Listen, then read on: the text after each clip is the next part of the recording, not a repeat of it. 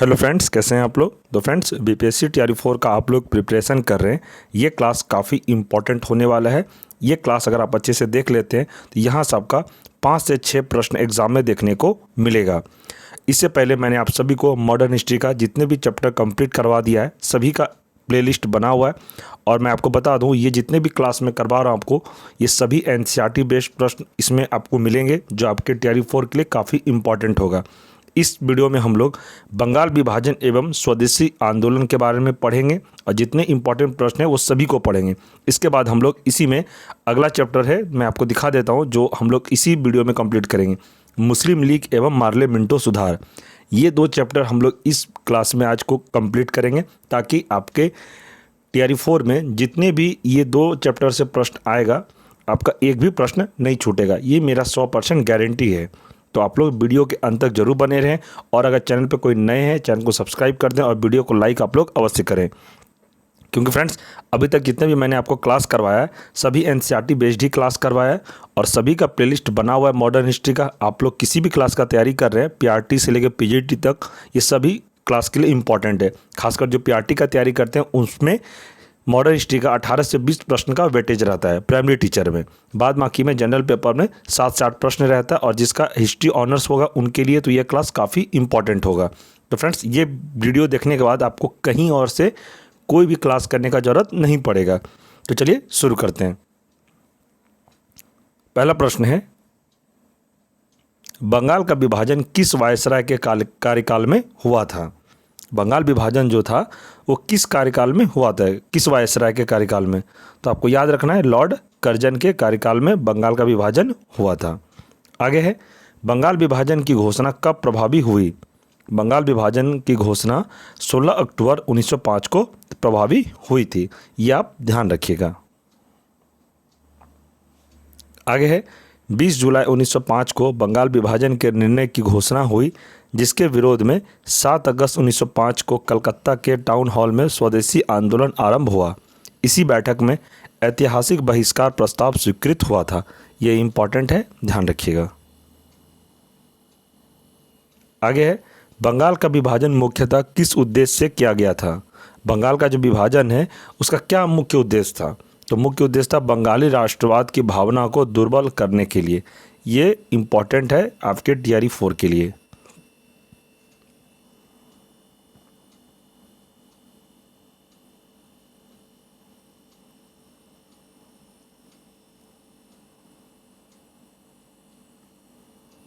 आगे प्रश्न है, वंदे मातरम किस आंदोलन के दौरान भारतीय राष्ट्रीय आंदोलन का प्रेरक गीत बना। वंदे मातरम किस आंदोलन के दौरान भारतीय राष्ट्रीय आंदोलन का प्रेरक गीत बना। तो यह है स्वदेशी आंदोलन। इंपॉर्टेंट है, ध्यान रखिएगा। आगे प्रश्न है, बंगाल के विभाजन 1905 के विरोध में हुए आंदोलन का नेतृत्व किसने किया था। तो बंगाल विभाजन के विरोध में हुए आंदोलन का नेतृत्व सुरेंद्र नाथ बनर्जी ने किया था। यह भी इंपॉर्टेंट प्रश्न है, ध्यान रखिएगा। नेक्स्ट है, दिल्ली में स्वदेशी आंदोलन का नेतृत्व किसने किया था। दिल्ली में स्वदेशी आंदोलन का नेतृत्व सैयद हैदर राजा ने किया था। नेक्स्ट है, मद्रास में स्वदेशी आंदोलन का नेतृत्व किसने किया था। मद्रास में स्वदेशी आंदोलन का नेतृत्व चिदम्बरम पिल्ले ने किया था। ये भी इंपॉर्टेंट प्रश्न है आपके टीआरई 4 के लिए, तो ध्यान रखिएगा। आगे है, ब्रिटिश वस्तुओं के बहिष्कार को राष्ट्रीय नीति के रूप में किस वर्ष स्वीकृत किया। तो यह किया था वर्ष 1905 में। नेक्स्ट है, ब्रिटिश पत्रकार HW नेविन्सन किस आंदोलन से जुड़े थे। तो ये जुड़े थे स्वदेशी आंदोलन से। इंपॉर्टेंट प्रश्न है, ध्यान रखिएगा। नेक्स्ट है, 16 अक्टूबर 1905 को बंगाल के शोक दिवस मनाया जाता है। अब से एग्जाम में प्रश्न पूछा जाएगा कि बंगाल में शोक दिवस कब मनाया जाता है। तो 16 अक्टूबर 1905 को। इस दिन क्या हुआ था, आपको पता है, बंगाल विभाजन हुआ था। तो वहाँ के जो स्थानीय लोग थे, उस दिन बंगाल में इस दिन को शोक दिवस के रूप में मनाया जाने लगा। रविंद्रनाथ टैगोर के सुझाव पर संपूर्ण बंगाल में इस दिन को राखी दिवस के रूप में मनाया गया। ये भी इंपॉर्टेंट है, ध्यान रखिएगा। आगे है, वर्ष 1905 में बांग्ला पत्रिका संजीवनी के संपादक कौन थे। वर्ष 1905 के बांग्ला पत्रिका संजीवनी के संपादक थे कृष्ण कुमार मित्र। ये भी इंपॉर्टेंट है, ध्यान रखिएगा। आगे है, वर्ष 1905 के स्वदेशी आंदोलन को कृषक तथा मुसलमान वर्ग का विशेष समर्थन प्राप्त नहीं हुआ। ये भी आपको ध्यान रखना। ऐसा भी एग्जाम में प्रश्न पूछा जाएगा कि वर्ष 1905 के स्वदेशी आंदोलन को किसका समर्थन प्राप्त नहीं हुआ, तो कृषक तथा मुसलमान वर्ग का समर्थन प्राप्त नहीं हुआ। नेक्स्ट है, भारत की प्राचीन कला परंपराओं को पुनर्जीवित करने के लिए एक Indian society of oriental art की स्थापना किसने की थी? तो इसका सही आंसर है अविंद्रनाथ टैगोर ने की थी। आगे प्रश्न है, स्वदेशी आंदोलन के प्रारंभ का तात्कालिक कारण क्या था? स्वदेशी आंदोलन प्रारंभ का तात्कालिक कारण था लॉर्ड कर्जन द्वारा बंगाल विभाजन करना। ये मैंने आपको थोड़ी देर पहले आगे इससे पहले वाले प्रश्न में बता दिया था कि स्वदेशी आंदोलन और शोक दिवस बंगाल विभाजन होने के बाद ही लोगों ने अपनाया था। स्वदेशी आंदोलन मतलब कि हम लोग जो बाहरी जो सामान जो ब्रिटिश के द्वारा बेचा जा रहा था, तो वो स्थानीय लोगों ने विरोध किया और कहा कि हम लोग अपना स्वदेशी जो भारत में बना सब सामान को ही खरीदेंगे। तो आप इस प्रश्न को ध्यान रखिएगा, बंगाल विभाजन के बाद ये सब हुआ था। आगे है, बंगाल में ब्रिटेन की वस्तुओं के बहिष्कार का सुझाव सर्वप्रथम कृष्ण कुमार मित्र ने दिया था। ये भी इम्पोर्टेंट है। आगे है, स्वदेशी बांधव समिति की स्थापना किसने की थी? स्वदेशी बांधव समिति की स्थापना अश्विनी कुमार दत्त ने की थी। ये भी इम्पोर्टेंट है आपके TRE 4 के लिए। आगे है, स्वदेशी आंदोलन के दौरान रविंद्रनाथ टैगोर ने अमार सोनार बांग्ला नामक गीत की रचना की, जो आगे चलकर वर्ष 1971 में बांग्लादेश का राष्ट्रगान बना। इम्पोर्टेंट प्रश्न है कि यहाँ सबको पूछा जाएगा कि अमार सोनार बांग्ला नामक गीत की रचना किसने की? तो आपको ध्यान रखना है ये किए थे रविंद्रनाथ टैगोर ने। ये आगे चलकर 1971 में बांग्लादेश का राष्ट्रगान बना। आगे प्रश्न है, 1905 में कांग्रेस के बनारस अधिवेशन में स्वदेशी आंदोलन का समर्थन किया गया। इस अधिवेशन की अध्यक्षता किसने की थी? तो इसकी अध्यक्षता गोपाल कृष्ण गोखले ने की थी। मैं प्रश्न को फिर से दोहरा दे रहा हूँ। वर्ष 1905 में कांग्रेस के बनारस अधिवेशन में स्वदेशी आंदोलन का समर्थन किया गया। इस अधिवेशन की अध्यक्षता किसने की? तो गोपाल कृष्ण गोखले ने की थी। एग्जाम में प्रश्न पूछा जाएगा कि महात्मा गांधी का राजनीतिक गुरु कौन थे? तो राजनीतिक गुरु गोपाल कृष्ण गोखले थे। ये भी प्रश्न आपसे एग्जाम में पूछा जा सकता है, तो इसे आप याद रखिएगा। महात्मा गांधी का राजनीतिक गुरु गोपाल कृष्ण गोखले थे। आगे है, स्वदेशी आंदोलन के दौरान बंगाल केमिकल स्वदेशी स्टोर्स की स्थापना किसके द्वारा की गई? फिर से मैं दोहरा देता हूँ। स्वदेशी आंदोलन के दौरान बंगाल केमिकल स्वदेशी स्टोर्स की स्थापना किसके द्वारा की गई? तो प्रफुल्ल चंद्र रॉय के द्वारा की गई थी। ये भी इंपॉर्टेंट प्रश्न है, ध्यान रखिएगा। आगे है, लॉर्ड कर्जन द्वारा 1905 में किया गया बंगाल विभाजन वर्ष 1911 में लॉर्ड हार्डिंग के कार्यकाल में रद्द कर दिया गया। एग्जाम में प्रश्न पूछा जाएगा कि बंगाल विभाजन कब रद्द कर दिया गया था? तो 1911 में। किसके कार्यकाल में? तो लॉर्ड हार्डिंग के कार्यकाल में बंगाल विभाजन को रद्द कर दिया गया था। नेक्स्ट है, स्वदेशी आंदोलन का आलोचक तथा पूर्व व पश्चात के मध्य एक बेहतर संबंध का समर्थक कौन था? तो सही आंसर रविंद्रनाथ टैगोर था। आगे प्रश्न है, बंगाल विभाजन के समय बंगाल का लेफ्टिनेंट गवर्नर कौन था? बंगाल विभाजन के समय बंगाल का lieutenant governor sir Andrews Fraser था। ये भी इंपॉर्टेंट है, ध्यान रखिएगा। आगे प्रश्न है, स्वदेशी आंदोलन के प्रचार प्रसार के लिए प्रयोग की गई द बंगाली पत्रिका के संपादक कौन थे? सही आंसर है सुरेंद्रनाथ बनर्जी थे। इंपॉर्टेंट है, ध्यान रखिएगा। आगे है, बंगाल में ब्रिटेन की वस्तुओं के बहिष्कार का सुझाव सर्वप्रथम किसने दिया? बंगाल में ब्रिटेन की वस्तुओं के बहिष्कार का सुझाव सर्वप्रथम कृष्ण कुमार मित्र ने दिया था। ये भी इंपॉर्टेंट है, ध्यान रखिएगा। अब हम लोग पढ़ेंगे मुस्लिम लीग एवं मार्ले मिंटो सुधार। ये मैंने आपको वीडियो स्टार्टिंग में बता दिया था कि हम लोग इस वीडियो में 2 चैप्टर को कंप्लीट करेंगे, ताकि आपके 5 से 6 प्रश्न कंफर्म हो जाएगा, जो कि आपको कहीं से भी देखने का जरूरत नहीं पड़ेगा। इस चैप्टर में हम लोग मुस्लिम लीग एवं मार्ले मिंटो सुधार से संबंधित जितने भी NCERT प्रश्न होंगे सभी को मैं कंप्लीट करवा दूंगा और तैयारी 4 में इस चैप्टर से प्रश्न पूछा ही जाता है, तो आपका यहाँ से एक भी बाहर नहीं जाएगा, ये 100% गारंटी है मेरा। तो आप लोग वीडियो के अंत तक जरूर बने रहिए, और जितने भी मैं क्लास करवा चुका हूँ अभी मॉडर्न हिस्ट्री का, आप लोग नहीं देखें हैं तो प्लेलिस्ट बना हुआ है, आप लोग शुरू से चैप्टर 1 से क्लास कर लीजिए, ताकि आपका एग्ज़ाम में एक भी प्रश्न नहीं छूटे, ठीक है। और जितने भी मैं क्लास करवा रहा हूँ सभी एनसीईआरटी प्रश्न करवा रहा हूँ, ताकि एग्ज़ाम में एनसीईआरटी को फॉलो किया जाता है और आगे भी किया जाएगा। और सबसे बड़ी बात, मैं आपको उतना ही कंटेंट दे रहा हूँ जितने आपके एग्ज़ाम के लिए इनफ है, फालतू कोई कंटेंट नहीं। आराम से पढ़िए, रिवीजन भी हो जाएगा आपका, और यही प्रश्न को अच्छे से बार बार रिवीजन करते रहिए, आपका एक भी प्रश्न नहीं छूटेगा। तो चलिए हम लोग शुरू करते हैं। इस चैप्टर का पहला प्रश्न है, मुस्लिम लीग की स्थापना कहाँ हुई थी? मुस्लिम लीग की स्थापना ढाका में हुई थी वर्ष 1906 में। आगे है, ऑल इंडिया मुस्लिम लीग की स्थापना किसने की थी? ऑल इंडिया मुस्लिम लीग की स्थापना आगा खान, नवाब सलीमुल्लाह मोहम्मद अली जिन्ना ने की थी। इंपॉर्टेंट है, ध्यान रखिएगा। आगे है, मुस्लिम लीग का प्रथम अध्यक्ष कौन था? मुस्लिम लीग का प्रथम अध्यक्ष आगा खान था। इंपॉर्टेंट है, याद रखिएगा। नेक्स्ट है, वर्ष 1907 में मुस्लिम लीग का वार्षिक अधिवेशन कहाँ आयोजित किया था? वर्ष 1907 में मुस्लिम लीग का वार्षिक अधिवेशन कहाँ आयोजित हुआ था? तो यह कराची में आयोजित हुआ था। इंपॉर्टेंट है, ध्यान रखिएगा। नेक्स्ट है, मुस्लिम लीग ने पृथक निर्वाचक मंडल की मांग किस अधिवेशन में की थी?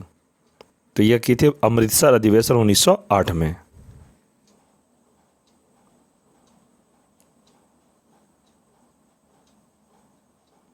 चलिए आगे देखते हैं, अखिल भारतीय मुस्लिम लीग के अधिवेशन कौन कौन से अधिवेशन हुए थे, कब हुए थे और कौन से स्थान पे हुए थे, उसके बारे में हम लोग डिस्कस करेंगे। पहला है प्रथम अधिवेशन वर्ष 1906 में, स्थान है ढाका। दूसरा अधिवेशन है 1907 में, इसका स्थान है कराची में हुआ था। आगे तृतीय अधिवेशन 1908 में, ये अमृतसर में हुआ था। इंपॉर्टेंट है, इसमें से आपको एक प्रश्न जरूर एग्जाम में पूछा जाएगा। आगे है, 1908 में किसकी अध्यक्षता में अखिल भारतीय मुस्लिम लीग की एक शाखा लंदन में स्थापित हुई? 1908 में किसकी अध्यक्षता में अखिल भारतीय मुस्लिम लीग की एक शाखा लंदन में स्थापित हुई थी? तो यह अमीर अली। इंपॉर्टेंट है, ध्यान रखिएगा। नेक्स्ट है, भारत शासन अधिनियम 1909 को किस अन्य नाम से भी जाना जाता है? भारत शासन अधिनियम 1909 को किस अन्य नाम से जाना जाता है? तो मार्ले मिंटो सुधार अधिनियम 1909 को जाना जाता है। इंपॉर्टेंट है, ध्यान रखिएगा। आगे प्रश्न है, किस अधिनियम के द्वारा मुसलमानों के लिए पृथक निर्वाचन प्रणाली की व्यवस्था की गई? किस अधिनियम के द्वारा मुसलमानों के लिए पृथक निर्वाचन प्रणाली की व्यवस्था की गई? तो भारत शासन अधिनियम 1909 के द्वारा मुसलमानों के लिए पृथक निर्वाचन प्रणाली की व्यवस्था की गई थी। आगे प्रश्न है, इंडियन काउंसिल एक्ट 1909 में किस प्रकार के प्रतिनिधित्व की व्यवस्था की गई थी? तो यह की गई थी सांप्रदायिक प्रतिनिधित्व की। आगे प्रश्न है, 1909 के सुधार बिल में पृथक निर्वाचन को स्वीकार कर लिया गया, यही से द्विराष्ट्र सिद्धांत की अवधारणा का प्रारंभ माना जाता है। इंपॉर्टेंट है, ध्यान रखिएगा। आगे प्रश्न है, याद रखना कि पृथक निर्वाचन क्षेत्र बनाकर हम ऐसे घातक बीज बो रहे हैं जिसकी फसल बहुत कड़वी होगी, यह कथन किसके द्वारा कहा गया था? तो यह कथन वायसराय मिंटो के द्वारा कहा गया था। आगे प्रश्न है, गवर्नर जनरल की कार्यकारिणी में भारतीय सदस्य को नियुक्त करने का प्रावधान किस अधिनियम में किया गया था? तो यह किया गया था मार्ले मिंटो सुधार अधिनियम 1909 में। इंपॉर्टेंट प्रश्न है, ध्यान रखिएगा। नेक्स्ट है, शेरे पंजाब के नाम से कौन प्रसिद्ध था? तो शेरे पंजाब के नाम से लाला लाजपत राय प्रसिद्ध था। यह भी इंपॉर्टेंट है, टीआरई 3 में पूछा गया प्रश्न है। आगे प्रश्न है, गवर्नर जनरल की कार्यकारिणी में नियुक्त होने वाले प्रथम भारतीय कौन थे? गवर्नर जनरल की कार्यकारिणी में नियुक्त होने वाले प्रथम भारतीय कौन थे? तो ये सत्येंद्र नाथ सिन्हा थे। इंपॉर्टेंट है, ध्यान रखिएगा। इंपॉर्टेंट पॉइंट है, सत्येंद्र नाथ सिन्हा गवर्नर जनरल की कार्यकारिणी परिषद के पहले भारतीय सदस्य बने। सत्येंद्र नाथ सिन्हा को बिहार और उड़ीसा का गवर्नर बनाया गया। संपूर्ण ब्रिटिश शासन के दौरान इतने ऊंचे पद पर पहुंचने वाले वे एकमात्र भारतीय थे। इंपॉर्टेंट पॉइंट है, ध्यान रखिएगा। आगे है, कांग्रेस के दो गुटों के प्रमुख नेता, एक उदारवादी नेता थे, एक उग्रवादी नेता, जिसको हम लोग नरम दल बोलते हैं और ये गरम दल बोलते हैं। आप लोग कई बुक में देखे होंगे नरम दल और गरम दल। इनके कौन नेता थे? उदारवादी में हम लोग इसको नरम दल बोलेंगे, जिसमें थे दादा भाई नौरोजी, सुरेंद्रनाथ बनर्जी, फिरोज शाह मेहता, गोपाल कृष्ण गोखले। ये नरम दल के नेता थे। इनका कहना था कि हम हिंसा नहीं करें, अहिंसा के माध्यम से ही आज़ादी को लेंगे। और दूसरे तरफ थे उग्रवादी नेता, जिसको हम लोग गरम दल बोलते हैं। तो इसमें थे बाल गंगाधर तिलक, बिपिन चंद्र पाल और लाला लाजपत राय, अरविंद घोष। इनका कहना था कि अहिंसा से ही सिर्फ आज़ादी नहीं मिलेगा, उसके लिए अगर हमें हथियार भी उठाना पड़े, हमें मारना पड़े, तो उसके लिए भी हम रेडी रहेंगे और हम करेंगे। यही ये दो नेता थे, दो गुट का जो कांग्रेस में, इसलिए यही दो नेता के बीच हम लोग आगे पढ़ेंगे कि इन दोनों के बीच में फूट हो गया था, जिसको हम लोग सूरत अधिवेशन, जो फूट आप लोग पढ़े होंगे, सूरत अधिवेशन में दो गुट में फूट हो गया था। मतलब कि दोनों अलग हो गए थे कांग्रेस में, दोनों को एक दूसरे का बात नहीं पसंद हुआ। एक का कहना था कि हमें हिंसा नहीं करना है और दूसरे का कहना था जिस माध्यम से हमें आज़ादी मिले हम वो करेंगे। कि इसी वजह से दोनों में फूट हुआ था। हम लोग आगे चैप्टर में इसको डिस्कस करेंगे।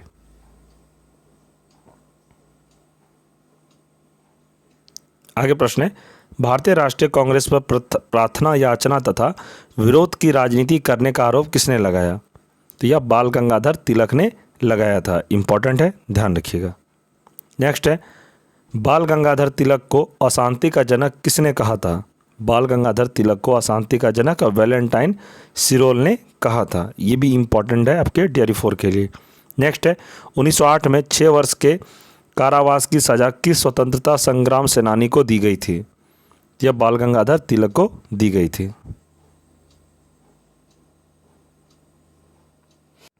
आगे देखते हैं। प्रश्न है, भारत के स्वतंत्रता आंदोलन के प्रारंभिक दौर में उग्रवादी विचारधारा से क्या आशय है? मैं प्रश्न को फिर से दोहराता हूँ।